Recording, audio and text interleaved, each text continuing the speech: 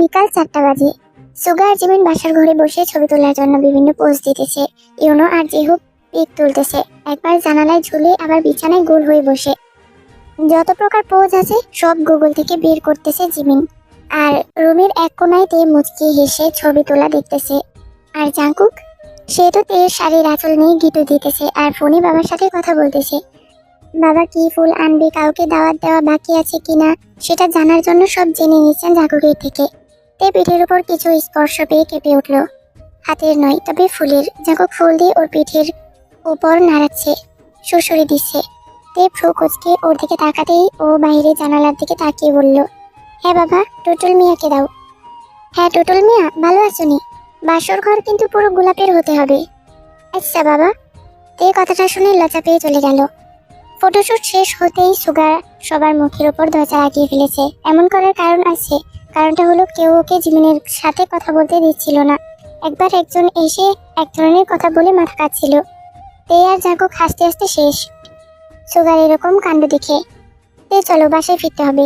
দাদা দাদিকে personally invite করে অফিসের সবাইকে ইনভাইট করতে হবে। তারপর আমার সেই 18-20 জনের জাঙ্কুক গ্যাংকে সবাইকে ইনভাইট দিতে হবে। তুমি এই ফাঁকে সব গুছিয়ে নেবে, কি কি লাগবে সব কিছু। তে মাথা নাড়ালো। জাঙ্কুক সুগা আর জীবনের রুমের বাইরে এসে গলা ঠিক করে বলল, ওই হারামি সুগা, আমি যাচ্ছি মোহনগঞ্জে। তুই কি আমার সাথে যাবি নাকি পুরো রাত শেষ করে যাবি? হারামি স্কয়ার জাঙ্কুক, তুই যা। সন্ধ্যা 7টার ট্রেন করে যাব আমরা। কমলাপুর রেল স্টেশনে দেখা হবে। গেলে তো তোর সাথেই যাব। আচ্ছা ভাই, অল দ্য বেস্ট। জাঙ্কুক তেকে নিয়ে বেরিয়ে আবারও বাস ধরলো। জাঙ্কুক এক এক করে বলে যাচ্ছে তেকে তাদের বাসায় ঢুকে কি কি বলতে হবে, কি কি করতে হবে। তে শুধু মাথা নাড়িয়ে যাচ্ছে। আচ্ছা, জিমিনের বউভাত হবে না? সুগা এমনিতেও অনুষ্ঠান চায়নি, বউভাত এমনিতেও হতো না। ও হ্যাঁ, বাবা ওকে রিসোর্টের লুক দেখাইছে, ব্যাস হয়ে গেল। এবার ও 14 গোষ্ঠীকে রাজি করাতেও প্রস্তুত। বাসায় ফিরতে ফিরতে 6টা 30 বেজে গেছে। জাঙ্কুক সোফায় বসে একটা ছোট নোটবুক নিয়ে সেখান থেকে সবার নাম্বার ফোনে উঠিয়ে ফোন করে বলতেছে বিয়েতে আসার জন্য। দাদা দাদিকে অনেক করে বলার পরও তারা মাথায় হাত রেখে বললেন আসা সম্ভব নয়। তারা বাড়ি ছেড়ে কোথাও যায় না কখনো। তে তার বাসায় পরার জন্য কয়েকটা শাড়ি নিল। সব গুছিয়ে নিতে গিয়ে থমকে গেল হঠাৎ। আচ্ছা, এই বিয়েটা মানে হলো আমি জাঙ্কুককে আমার কাছে আসার সম্মতি দিয়ে দিচ্ছি, কিন্তু আমি আসলেই বাঁচবো কদিন? আমার তো মনে হয় আমি বেশি দিন বাঁচবো না। রোগী জানে সে আসলেই সুস্থ হবে কি হবে না। আর আমার মন বলতেছে আমি আর বেশি দিন নেই। তে বারান্দার দিকে তাকালো। জাঙ্কুক হেসে এসে ওর বন্ধুদের সাথে কথা বলে যাচ্ছে। ওর ওই হাসি কি আমি রক্ষা করতে পারবো? জাঙ্কুক ফোন রেখে এসে তের হাত ধরে ওকে সোফায় নিয়ে গিয়ে বসে নিজে নিচু হয়ে হাঁটু গেড়ে বসলো। কি হয়েছে? ডাক্তারের সাথে কথা বললাম, উনি বললেন যেহেতু বিয়েতে দেরি হবে ক্যানোলা যেন খুলে ফেলি। আপনি খুলবেন? তে ঢোক গেলে ঠিকঠাক হয়ে বসলো। জাঙ্কুক তে চোখে হাত দিয়ে ওর চোখ বন্ধ করে আস্তে আস্তে ক্যানোলা খুলে ফেললো। তে হালকা ব্যথা পেলো, বেশি না। চলো, 7টা বেজে গেছে, জলদি করে কমলাপুর রেল স্টেশনে যেতে হবে। তে তার বাসার দিকে একবার তাকিয়ে বের হয়ে গেল। এরপর যখন সে জাঙ্কুকের সাথে এই বাসায় আসবে তখন অফিসিয়ালি মিসেস জিয়ন জাঙ্কুক রূপে আসবে। কমলাপুর রেল স্টেশনে এসে জাঙ্কুক এদিক ওদিক তাকালো, কিন্তু সুগা আর জিমিনকে কোথাও দেখতে পাচ্ছে না। এর ভেতর ওরা ফোনও তুলতেছে না। জাঙ্কুক টেকে নিয়ে ট্রেনে উঠে দেখলো সুগা আর জিমিন বাসে বসে সেলফি তুলতেছে। সুগা 3/4 প্যান্ট আর টি শার্ট পরেছে, যেন কক্সবাজার যাচ্ছে সে। জাঙ্কুক রেগে দুম করে ঘুষি মেরে দিল সুগাকে। আরে কুল ডাউন, কুল ডাউন, তোরা আসতে দেরি করেছিস, আমরা না। দেখ কেমন বসে পড়েছি। তুই ফোন ধরতেছিলে না কেন? পিক তুলতেছিলাম ভাই। তাই বলে ফোন ধরা যায় না? যাই তো, তোকে জানালা দিয়ে দেখতে পেয়ে আর ফোন ধরিনি, তোকে ডাক দিলাম। তুই তো আমাদের রেখে তের দিকে তাকাচ্ছিলি 200 বার, আর ওই পাশের রোডের দিকে তাকাচ্ছিলি 100 বার। কি আর করতাম তোর মতো? আর বললাম না, সর এখন। মানে কি? আমি আমার নতুন বিয়ে করা বউয়ের পাশে বসবো, তুই তোর বউয়ের পাশে বস। জাঙ্কুক থেকে নিয়ে ওদের সামনে বরাবর সিটে বসলো। জাঙ্কুক সিগারেট একটা ধরিয়ে মুখে দিয়ে হেসে দিল, তারপর শয়তানি হাসি দিয়ে সুগার দিকে তাকালো। সুগা ফোনে গেমস খেলতেছে। সুগা, তোর কপালে লিপস্টিকের দাগ। সুগা এদিক ওদিক না তাকিয়ে পাগল হয়ে টিস্যু নিয়ে কপাল ঘষতে ঘষতে শেষ। তে মুখ টিপে হাসতেছে আর জিমিন সুগাকে ঝাঁকিয়ে ফিসফিসিয়ে বলল, বুদ্ধু, কোনো দাগ নেই, জাঙ্কুক ভাই মজা করতেছে। সুগার রেগে জাঙ্কুকের সাথে মারামারি শুরু করে দিল। মায়ের শেষে দুজনে চুপ করে বসে সিগারেট খাওয়া শুরু করলো। আবার ট্রেন চলতেছে, রাতের পরিবেশ। তে গাল ফলিয়ে বাইরে তাকাচ্ছে, আবার সুগা জিমিনের দিকে তাকাচ্ছে। জিমিন ফেসবুকে পিক আপলোড করায় বিজি, আর সুগা ফোনে কথা বলায় বিজি। পাশে জাঙ্কুক গেমস খেলতেছে। তে বাইরে তাকাতে তাকাতে ঘুমিয়ে পড়েছে। জাঙ্কুকের গলার আওয়াজে চোখ খুলল সে। মোহনগঞ্জে নাকি এসে পড়েছে। জাঙ্কুকের হাত ধরে মোহনগঞ্জে পা রাখলো সে। ওই হুনো আর্মিগণ, সবাইদের জাঙ্কুক আর টের বিয়ার দাওয়াত দিলাম, আইবা কিন্তু। আওয়ার সময় চিপস চকলেট নিয়ে আইবা। তোমরা ঝুমুর আপু খাইবো, প্লাস তোমরা লিগি কাপুও খাইবো। যাই হোক, চকলেটটা না ওই লিগি কাপুর লাগিয়ে আনবা, আমার লাগি ফুচকালে এগুলো। ওকে, তাহলে আবার লো বিয়া শাদির দিকে আগান যাক।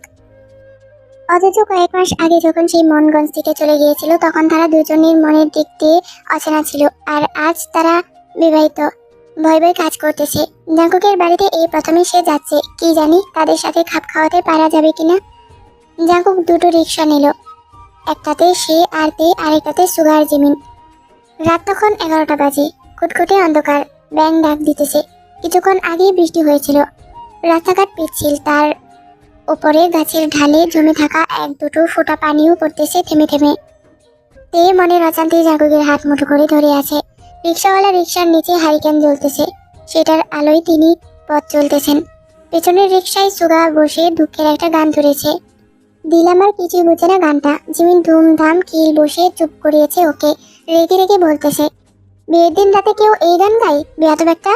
তে হাসতেছে ওদের কথা শুনে। জাঙ্কুক ফোনে বাবাকে বলতেছে, আর 2 মিনিট লাগবে, এসে গেছি আমরা।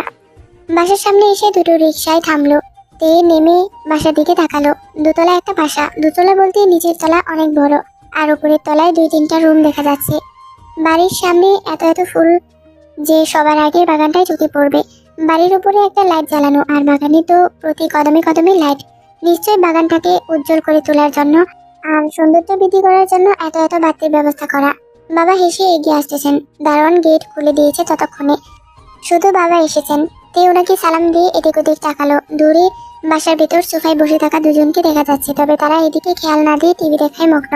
তে ভাবনায় জেদ ঘটিয়ে একজন ভদ্র মহিলা একগাল হাসি নিয়ে এগিয়ে এসে থেকে জড়িয়ে ধরলেন। তে চমকে উঠে তাকে সালাম করে কিছুক্ষণ তাকিয়ে রইল। চেহারা তো জাঙ্কুকের বাবার মতো, নিশ্চয়ই জাঙ্কুকের ফুপু হবে। উনি হেসে বললেন, আমি তোমার ফুপু শাশুড়ি, এসো ভেতরে এসো। এই যে পুরো জাঙ্কুক ব্যাটালিয়ন। আমি যে সুগা মোহনগঞ্জ থেকে এসেছি সেদিকে কি কারোর নজর নেই? সাথে যে আমার নতুন বউ এসেছে সেটাও কারোর নজরে নেই? জাঙ্কুকের বাবা এগিয়ে এসে সুগার কান ধরে আলোতে দাঁড় করে হেসে দিয়ে জড়িয়ে ধরলেন ওকে। জিমিন এসে সবাইকে সালাম দিল। এরপর সবাই একে একে বাসার ভিতরে প্রবেশ করলো। তে বাসার ভিতরে পা রাখতেই মিসেস লিসার সাথে দেখা হলো। লিসা সোফা থেকে উঠে দাঁড়িয়ে মুখটা ফুলিয়ে এগিয়ে এসে তের সামনে দাঁড়ালেন। তে মুচকি এসে সালাম করলো ওনাকে। উনি সুখী হও বলে চলে গেলেন বাসার ভিতরে। তে জাঙ্কুকের দিকে তাকালো। জাঙ্কুক ইটস ওকে বলল ইশারায়। কিরে তোর শাশুড়ি এমনকে? তোকে প্রথম দেখায় কিছু তো দিল না, না ওই আবার জড়িয়েও ধরলো না, উল্টো চলে গেল।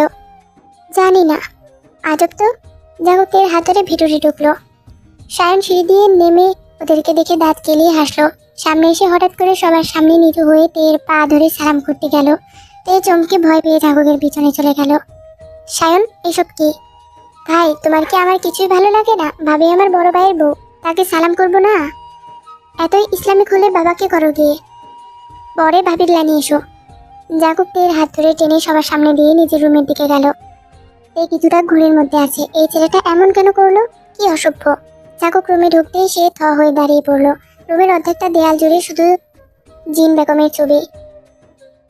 তে এগিয়ে এসে একটা ছবি নিয়ে দেখতে লাগলো।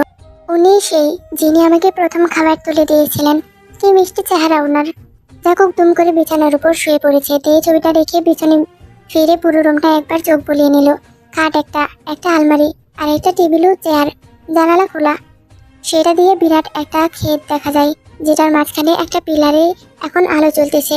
তে রুম থেকে বের হতেই দেখলো একটা মেয়ে দাঁড়িয়ে আছে, হাতে একটা ট্রে, যেটাতে 2 গ্লাস পানি, 2 কাপ চা আর বিস্কিট। মেয়েটা হাসতে চাইছে, কিন্তু কোনো এক কারণ, যার কারণে সে হাসি আটকে মুখ ফুলিয়ে তের হাতে ট্রেটা ধরিয়ে দিয়ে বলল, আমার নাম তুহা। ব্যাস, চলে গেল সে। তে ট্রেটা নিয়ে রুমে ঢুকে বিছানায় রাখলো। জাঙ্কুক চ্যাপটা হয়ে ঘুম দিচ্ছে। তে হাতটা নিয়ে ওর পিঠে রেখে দুবার নাড়াচাড়া দিল। জাঙ্কুক ঘুম ঘুম চোখে চেয়ে বলল, কি? চা খান, ঘুমের ভাব কমবে। চায়ের কথা শুনে জাঙ্কুক উঠে বসলো। আচ্ছা, জিমিন আর সুগা ভাইয়া কোথায়? ওদেরকে বাবা ওই করিডোরের ধারে শেষ প্রান্তে যে রুমটা আছে ওটা দিয়েছে, ওখানে রেস্ট নিচ্ছে মেবি। ও, আপনার বোনও কি বাকি সবার মতন? না, ও একটু আলাদা। ও চাইলেও আমাকে ঘৃণা করতে পারে না, রক্ত তো, আলাদা একটা টান আছে, বাট কথা একটু কম বলে, এই আর কি। তে চা খেয়ে উঠে দাঁড়ালো, মনটা ছটফট করতেছে পুরো বাড়িটা একবার ঘুরে দেখার। জাকুক চা খেয়ে উঠতেই হাঁটা ধরলো দিকে নিয়ে। আরে আরে, কই যান? তোমাকে পুরো বাড়ি ঘুরিয়ে দেখাবো। অনেক রাত হয়েছে, কাল দেখবো না হয়। আরে আমরা সবাই ডিনার করি রাত 12টায়, চলো তুমি। জাকুক তীর হাত ধরে বেরিয়ে পড়লো।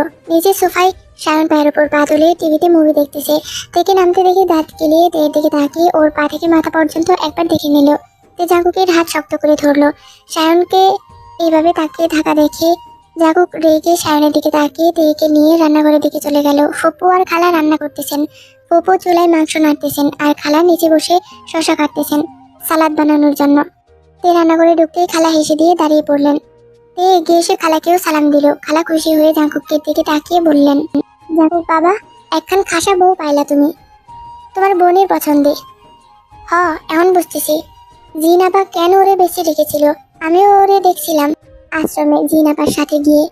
তখন তো একদম পুষ্টি ছিল, সারাদিন তোর হাঁটু জড়িয়ে ধরিয়ে থাকতো, তোকে ছাড়া কিছুই বুঝতো না। তে লজ্জা পেয়ে নিচের দিকে তাকিয়ে রইল। আচ্ছা তাই নাকি খালা, আর কি কি করতো? তোরও তো সব মনে আছে, আমাকে জিজ্ঞাসা কেন করছিস শয়তান পোলা? আচ্ছা একটা কথা বল, ওর কি শরীর খারাপ? জাকুক প্রোটা নাচিয়ে বলল, কেন, কি করে জানলা? চোখ মুখ শুকিয়ে আছে তাই বললাম, কি হয়েছে ওর? জাকুক ফ্রিজের উপরে ঝুড়ি থেকে লিচু নিয়ে খেতে খেতে বলল, মায়ের মতো রক্ত শূন্যতা রোগ পাইছে। কি বলিস? আল্লাহ রক্ষা করুক। তখনই লিসা রুমে ঢুকলো। খালার দিকে তাকিয়ে চোখ রাঙিয়ে বলল, কি ব্যাপার, এত কাজ পড়ে আছে আর সব রেখে কিনা কথা বলতে লেগে গেলা? কাজ সব কে করবে? খালা মুখটা ছোট করে আবারও শশা কাটায় মন দিলেন। কে বলল, আমাকে কি কাজ করতে হবে দিন, আমি করে দিচ্ছি। লিসামা ফুপুর দিকে চামচ নিয়ে মাংস নাড়তে নাড়তে বললেন, এখন থেকে কাজের প্রতি এত আগ্রহ দেখানো ভালো না। এমনিতেও তো বিয়ের পর এখানে থাকবে না, তাহলে শুধু শুধু দু একদিন বড় শ্বশুর শাশুড়ির সেবা যত্নের ভান ধরে কি লাভ? জাকুক রেগে কিছু বলতে যাবে তার আগেই তে কথা বলা শুরু করলো, মা, আপনি বললে আপনার সাথে আজ রাতে থাকি। লিসামা মাংস চামচ দিয়ে নাড়ানো বন্ধ করে চমকে পেছনে ফিরে তেয়ের দিকে তাকালেন। স্পষ্ট মায়া প্রজ্বলিত হয়ে আছে তেয়ের সারা মুখে। রান্নাঘরের দেয়ালে বাম পাশে আর ডান পাশে দুটো বাতি, তাই স্পষ্ট দেখা যাচ্ছে তেকে। অথচ একটুখানি মেকআপও সে করেনি, কিন্তু তারপরেও উনি কয়েক মিনিটের জন্য থমকে গেলেন এমন মায়ার চেহারা দেখে। এমন মায়ের চেহারা এর আগে তিনি কখনো দেখেননি। পকপকা ফর্সাও না, আবার কালোও না। এ কেমন রূপ? আমার সায়নের যদি এমন একটা বউ থাকতো, সারাদিনে একবার ওর মুখের দিকে তাকালেই সকল মনের কষ্ট দূর হয়ে যেত। এই ভেবে উনি আবার মাংস নাড়ায় মন দিলেন। জাগুক আর ফুপু তো অবাক তে প্রশ্নের উত্তর শুনে আর লিসার চেহারার রিয়েকশন দেখে।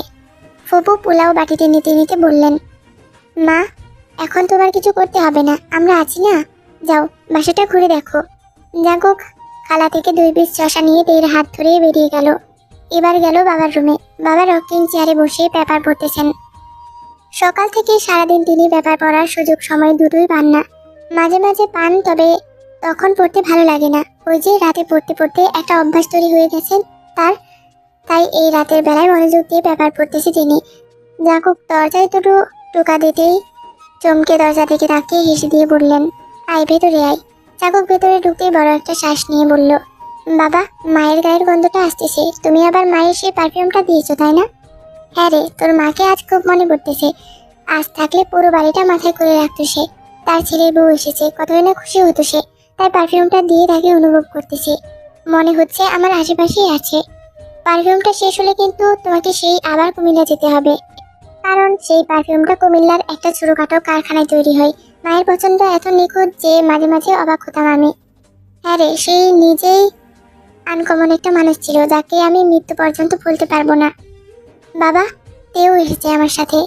তা বাইরে কেন, ভেতরে আসতে বল। তে পাটি পেটিপে আস্তে আস্তে ঢুকলো রুমে। বাবা হেসে বললেন, কি মা, এই বাড়ি পছন্দ হয়েছে তোমার? তোমার এই শাশুড়িকে কেমন লাগলো? আরে বাবা, ও মাত্র কিছুক্ষণ আগে একটা মারাত্মক জবাব দিয়েছে মায়ের কথায়। কি বলেছে? জাগুক বাবার বিছানায় লম্বা হয়ে শুয়ে একটা কুশন জড়িয়ে খিলখিল করে হাসতে হাসতে বলল, তে বলেছে সে আজ রেনু মায়ের সাথে ঘুমাতে চাই।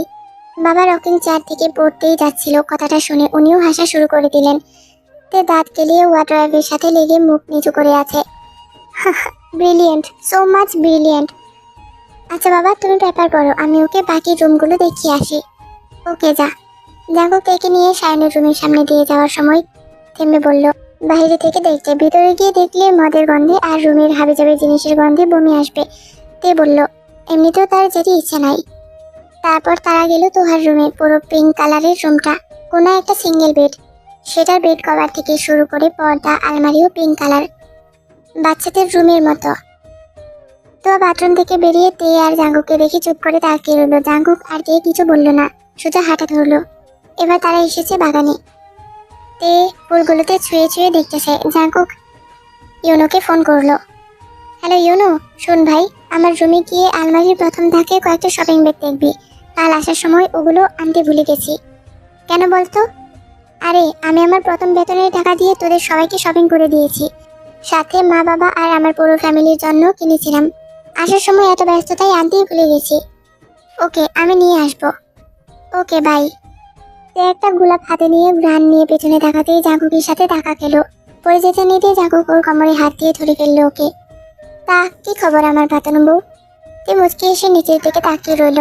জাঙ্কুক তেকে টেনে বাসার বাইরে সেই সরু রাস্তাটায় নিয়ে গেল। পুরো রাস্তা অন্ধকার, আশেপাশে ছোটখাটো টিনের ঘরের ভিতর থেকে আলো এসে রাস্তাটাকে কোনোরকম আলোকিত করে রেখেছে।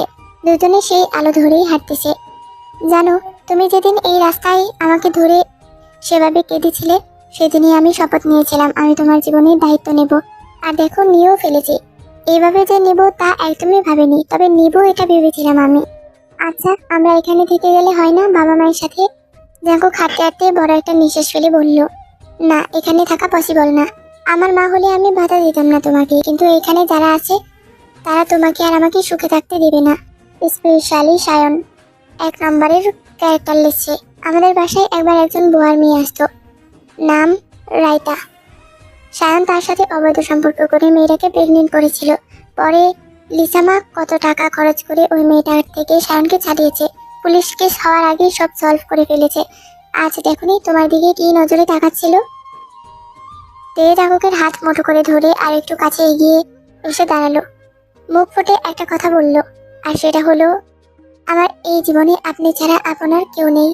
জাঙ্কুক হালকা হেসে হাতটা তের কাঁধে রেখে হাঁটতে হাঁটতে বলল, আমার তো তুমি আর বাবা ছাড়া কেউ নেই। জাঙ্কুক তেকে নিয়ে জিন্নি বাসে আসলো। তেকে নিয়ে মায়ের কপারটাতে গিয়ে বসে পড়লো সে। তে দূর থেকে চেয়ে আছে। জাঙ্কুক মাটি হাত দিয়ে ঘেঁষে কপালে লাগিয়ে কেটে দিল। যে ছেলে তার মায়ের মর্ম বুঝে তারই মা হারিয়ে যায়, আর যারা মর্ম বুঝে না তাদের এমন সময় হারিয়ে যায় যখন সে মর্ম বুঝতে শিখেছে। তে আশ্রম থেকে বেরিয়ে সেই ডোবাটার দিকে তাকিয়ে রইল। হোক না হোক, এই ডোবাটার সাথে তার বাবা কিংবা মায়ের সম্পর্ক রয়েছে।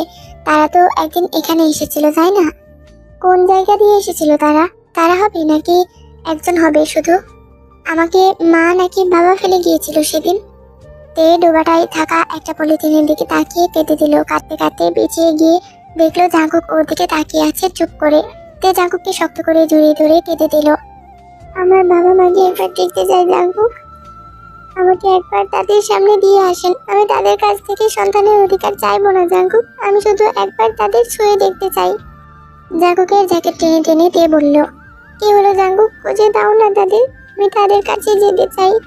জাঙ্কুক চুপ করে ডোবাটার দিকে তাকিয়ে আছে। তে কান্না থামিয়ে হেসে দিল। আস্তে আস্তে হাঁটা ধরলো সে। হাঁটতে হাঁটতে বলল, আমিও না বোকা, আমি তাদের খুঁজতে চেয়েছি যারা আমাকে ডুবাই ফেলে গিয়েছিল। এখন যদি তাদের সামনে গিয়েও দাঁড়াই আমি, তারা তো আমাকে চিনলেও বলবে চিনি না। সেদিন তাদের কোনো কন্যা সন্তান জন্ম হয়নি, তারা ডুবাই তাকে ফেলে গিয়েছিল। বরং এখন আমি তাদের সামনে গিয়ে তাদের এতদিনের সিক্রেট ভাঙতে চাই না। আমার জন্য তাদের সম্মান ক্ষুণ্ণ হবে পরে। থাক, তারা অজানাই থাকুক, আর আমি অবৈধ হয়েই থাকি। তে আর কোনো কথা বলবে না, চুপ, একদম চুপ। চলো বাসায় যাই, ডিনার করবো সবাই। চলুন।